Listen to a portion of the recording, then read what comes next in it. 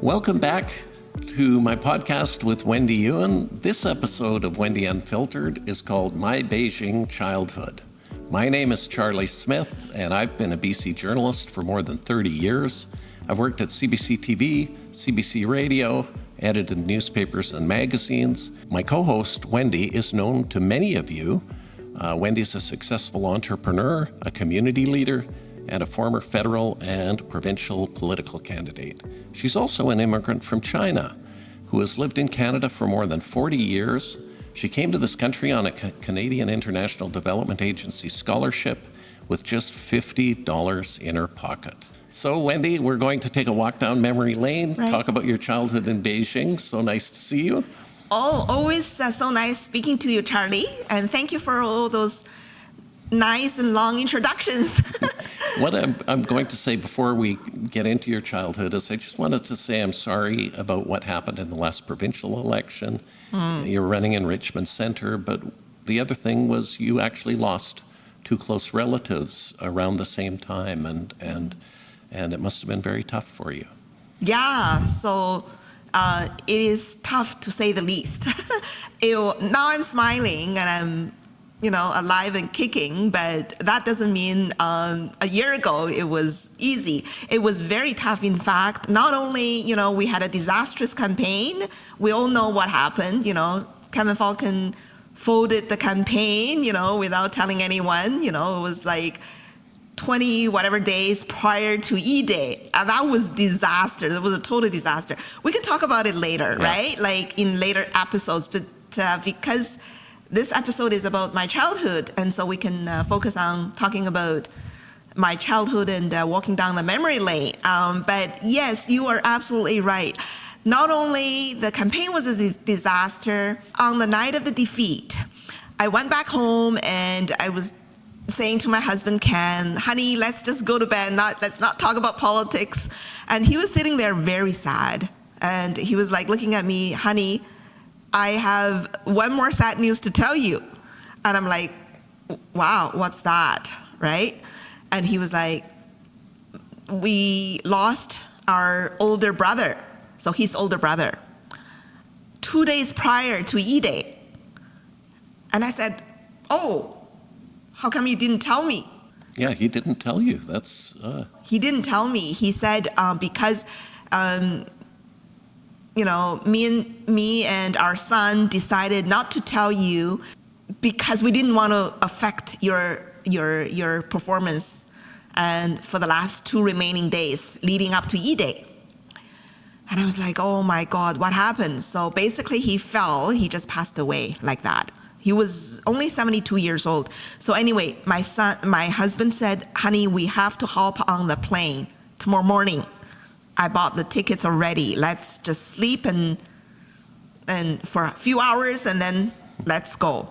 So that's what we did. We attended the funeral in Montreal. That's where Ken's family is because we met in Montreal, by the way. He was from McGill. I was at Concordia. So all his family is in Montreal. So we went there for the funeral service. And we came back a week later. Another week passed by, and then all of a sudden, we got another call. Ken's mom passed away. Oh, no. I know. Misfortune never comes singly, they say. So even though she lived a long life, 96, she was 96, but 2 funerals in 3 weeks. So we went back again. So that was really tough. Well, I hope you and Ken were able to take some time and heal from this. Yeah, we were fortunate to be able to travel a little bit after. We had to heal, right? And so anyway, we managed to, I went to Cancun, and we also went to Spain, and I went back to China also to pay last respect to my mom. All that was not taken care of during the campaign days because my mom also passed away during the pandemics, and I couldn't see her for the last time because I could not get a visa. China would not give foreign passport holders visas because they were afraid there were viruses coming into China. So anyway, I couldn't get a visa. So I couldn't see my mom for the last time either. So I went back to China for 2 months almost. And I had to take care of my mom's estate also. And anyway, we came back, and then recently we went to a cruise trip. So that was helpful. Oh, that's nice. Yeah. Now, when I'm doing journalism and I'm interviewing people, I like to learn about their family backgrounds, sometimes their parents and their grandparents, because it gives me insights into who they are as people, and almost like, finding your roots, the PBS show with Henry Louis Gates. Right. So now I'm going to do a little bit of finding your roots, Wendy, and ask you Right. about your parents and grandparents, and what would you like people to know about them? So my childhood, you want to talk about? Well, everyone has a childhood, right? Mine was such that the whole time growing up, I felt I was inferior to some other kids who were born into so-called red family. Red family. Well, yes, it's called red family versus black family. The reason being is that I'm not sure whether you're familiar with the Cultural Revolution days. Oh, of course. I studied Chinese history, Wendy. Yeah, the big China Cultural Revolution. So during those days, right, China had a system where they rate families. If you were born into a soldier's family, worker's family, or a peasant family, you are basically considered a red family. And red is good. Red is good, yes. But me, I was born into a bourgeois family. Okay. When I say bourgeois, my parents were both university graduates, and they were intellectuals. And my grandpa, of my father's side, he was a big capitalist. They call it capitalist. So he was a businessman before the founding of New China. So that put me into a black family category. So I remember not looking forward to going to school because there were bullies at school who would be aiming at kids who were from black families. I remember the boys would throw stones at me, and I was really not looking forward to school. Oh. And even though I was a good student, but every time when the class is over bell, is there, I'm like, oh boy, no, I don't want to go, on that 10 minutes walk, because from school to home, there's about 10, 15 minutes walk, and we were all told to be queuing up so that, whoever's turn is, you're going to be going home. So my home was last stop. So the boys had all the chance to throw stones at me. Throw stones? Yes. I was so and how old scared. Were you, Wendy? I remember every day. Huh? How old were you when I this was was taking grade place? 3. I was grade 3. I was about 9 years, 9 or 10. And how did you deal with this? This is. Oh my God. I basically found myself a bodyguard. Oh, you found a bodyguard. That's basically what I did. What I did is that I said to myself, I've got to do something about it, because I'm not going to just go home every day, having stones thrown at me. So I all of a sudden remembered we have a neighbor who's living in the same courtyard, and he was like 3 classes higher. He was grade 6 and I was grade 3. So anyway, I talked to my grandparents, who in turn talked to his grandparents. The reason why I talked to my grandparents was because my parents were not even in Beijing. Because they were intellectuals, right? And so they were sent to the countryside to be re-educated. And so my dad was doing some labor work, and my mom was raising pigs. So anyways, I had nobody to rely on. So I just talked to my grandparents saying, can you talk to this kid's grandparents and see whether he can come to my class every time the class is over so he can walk me home, like beside our queue.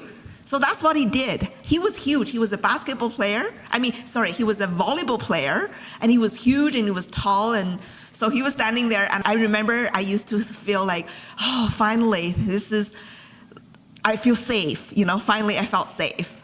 And so how long did it go that you didn't see your parents? Oh, for 5 years. Wow. Yeah. I remember when my dad and my mom came home after 5 years, I remember not recognizing my dad because he looked very different. He was really, really tanned, and he was doing labor work in the fields, right, for 5 years. And of course, in those days, 5 years, you couldn't see them, and you don't know how they're doing, and and just 5 years they were missing in my life. And I remember really sad as a young girl thinking, where's my parents, right? They all have parents. How come I just have my grandparents, right? That was tough. But I survived. Well, you're very resilient. I'm curious about you learning English because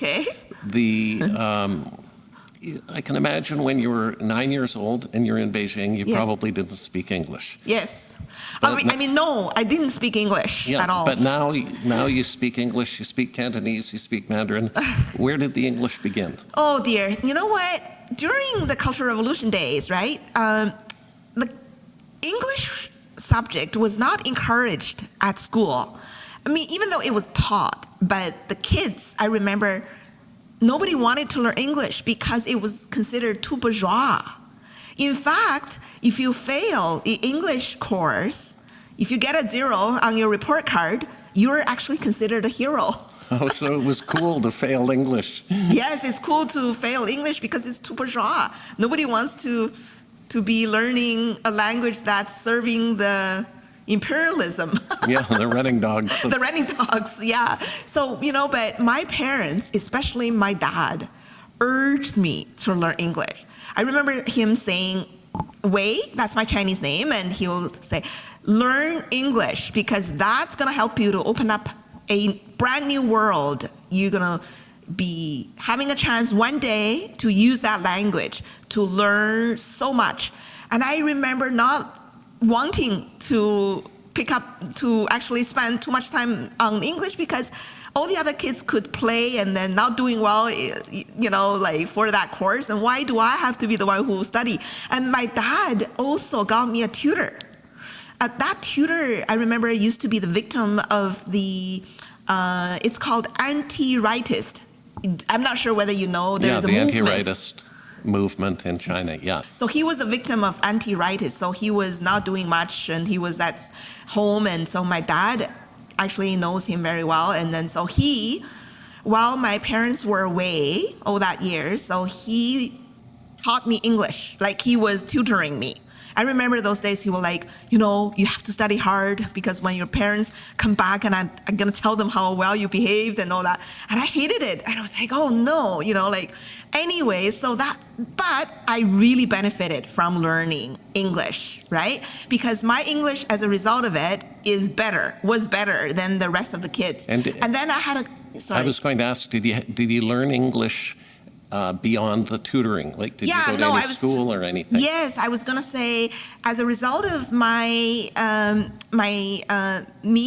having a chance to be tutored, when China started to open up in 1976, and so I was around 14 years old or something. So then there is a language school in Beijing. It's called Baiduizi in Chinese, Beijing Language School, where they had American teachers who co-teach with Chinese teachers. So that school is very famous. And they came to our school, to our district, to recruit students. And I was the only one who was recruited in that whole district. And so I spent 4 years studying in that school. I remember, having American teachers. I was going to ask, what were the teachers like there? Oh, dear. You know what? They were all very professional teachers. They were all big English major graduates from good universities. Plus, like I said, there were 2 American teachers and 1 teacher who was also from Britain. So I remember I used to have a little bit of a Britain accent at the beginning, but then it all got mixed up. Like then the American teachers came, and we were like, they had to tell us the difference between the English way of speaking English and the American way of speaking English. It was fun, and I loved it. And then so I'm very thankful to my dad, in fact. Yeah, and eventually you get a CETA scholarship to come to Canada, the Canadian International Development Agency. Oh, yes. How did you qualify for that? So the story after the language school was that China was opening up, and then they started to have a system where you could pass entrance exam to go to university. And that's when I graduated from that Beijing language school, right? And then I had a chance to pass all the entrance exams, and I was admitted to one of the best business school in Beijing, and it's called UIBE.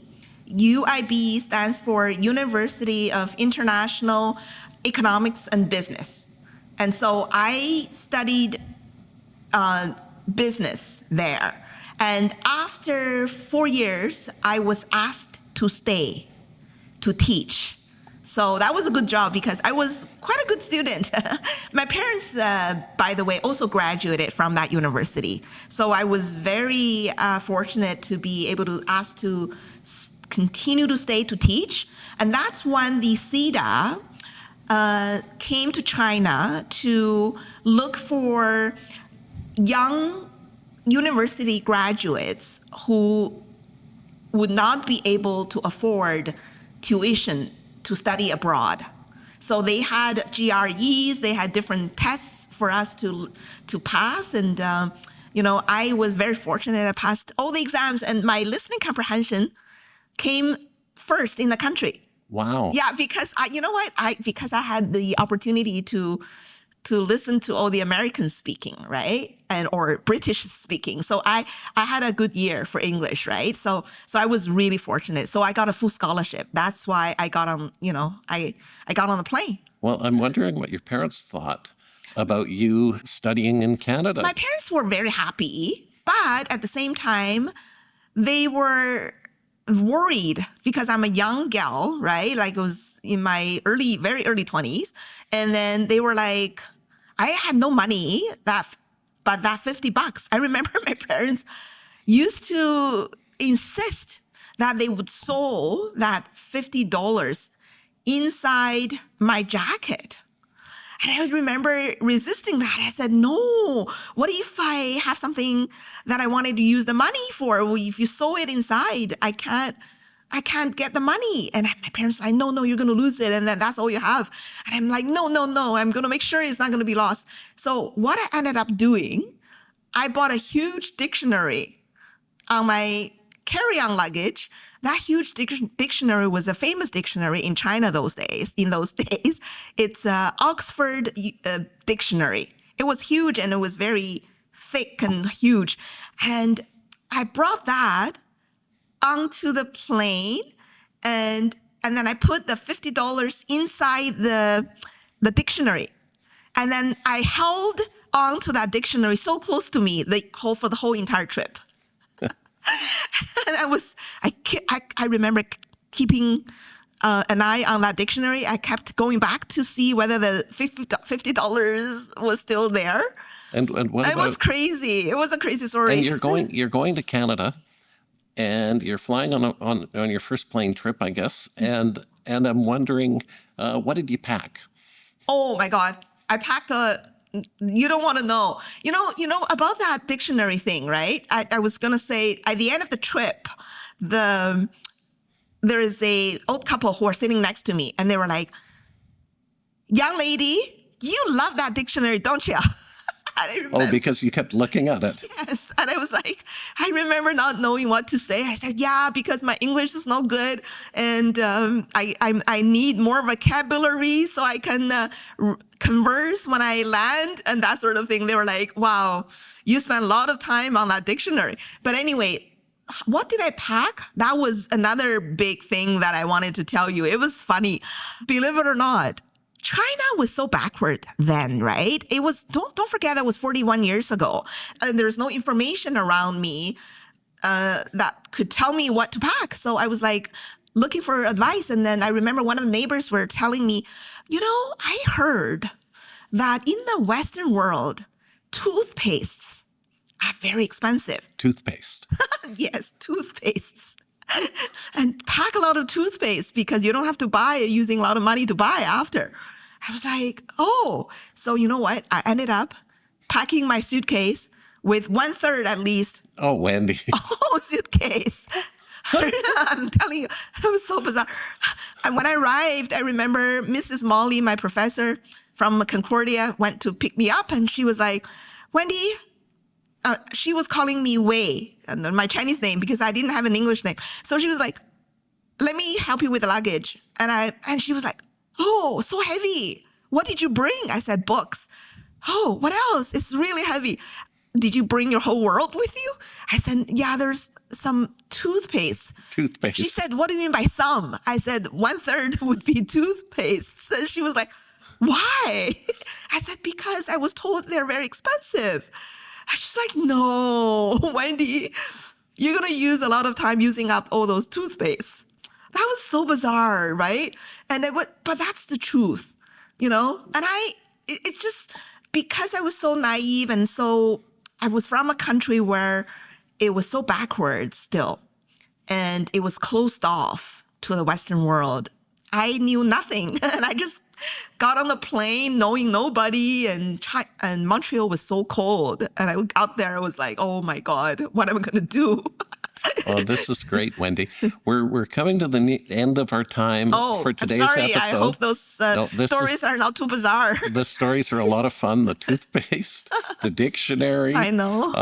And some of the challenges you faced in Beijing. I really appreciate you sharing these stories. I'm guessing that even some of your closest friends haven't heard this before. Yeah, I know. A lot of friends are wondering how I spent my childhood. There were a lot of curiosities out there. So I've never told those stories because I never had a chance to. Okay, well, thank you very much. Thank you. Wendy Yuan is an entrepreneur, community leader, former political candidate. I'm Charlie Smith. If you like what you see on Wendy Unfiltered, subscribe to the podcast, tell your friends. I hope you can join us for our next episode when Wendy will talk about her life as an international student in Montreal, and she'll share her thoughts on some of the issues of concern to today's international students. So until then, take care.